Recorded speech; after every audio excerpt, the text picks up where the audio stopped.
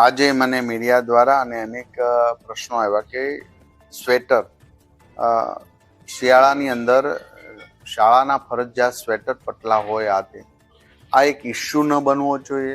શાળા એ આપણું મંદિર છે, આપણું બાળક ત્યાં ભણી રહ્યું છે, વાલી પણ એમના અને ટ્રસ્ટી બધા પૂજારીઓ છે.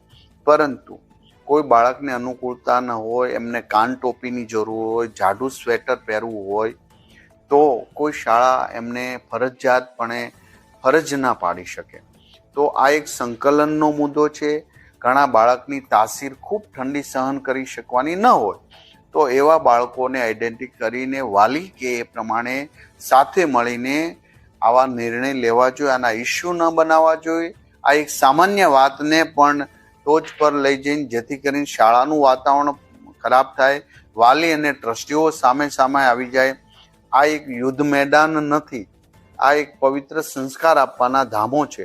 ત્યારે સૌએ સાથે મળીને આ નિર્ણય લેવો જોઈએ અને એમનો પરિપત્ર પણ કર્યો છે. છતાં પણ જો કોઈ જડતા કરતા હોય કે જડ પ્રકૃતિ સાથે આવા નિર્ણયો લેવાનો થોપી બેસતા હોય તો એ પણ ખોટી વાત છે. અને આવું કંઈ પ્રશ્ન હોય તો જે તે જિલ્લા શિક્ષણ અધિકારીને અમે સૂચના આપેલી છે એ પ્રમાણે ફોલો થશે.